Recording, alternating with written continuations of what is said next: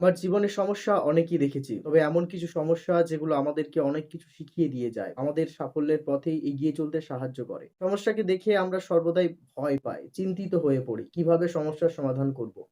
কিন্তু যে সমস্যাটার উদ্বেগ হয়েছে, যে সমস্যাটা ঘটেছে তার সমাধান অবশ্যই আছে।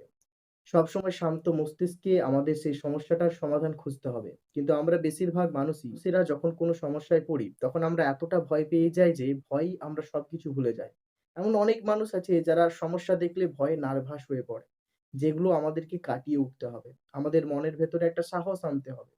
যখন কোনো সমস্যার উদ্বেগ হয়, যখন কোনো সমস্যা ঘটেছে, সেটা কি কারণে ঘটেছে, কেন ঘটেছে, কিভাবে সেটার সমাধান পাওয়া যাবে, সেইসব বিষয়গুলোকে ভালো করে সন্ধান করতে হবে। সেইসব বিষয়গুলোকে নিয়ে ভালো করে গবেষণা করতে হবে এবং সমস্যাকে কখনোই দীর্ঘস্থায়িত হতে দিলে চলবে না। সমস্যা আমাদের জীবনে ঘটতেই পারে, কিন্তু তার সমাধান করে নেওয়াটা আমাদেরই জরুরি। তাহলে আমাদের জীবন অনেক সুন্দর হবে।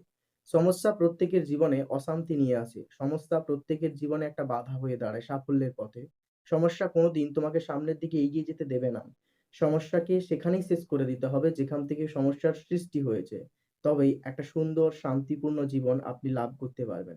সমস্যা আমাদের জীবনে বিভিন্ন কারণে হয়। একটা কথা আপনি সবসময় মনে রাখবেন, আপনার জীবনে চলার পথটা কখনোই মসৃণ হবে না। কখনো এবড়ো-খেবড়ো হতে পারে।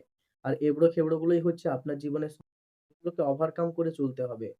আপনি যখন এবড়ো-খেবড়ো রাস্তায় খালি পায়ে হাঁটেন, তখন আপনার ব্যথা হয় ঠিকই।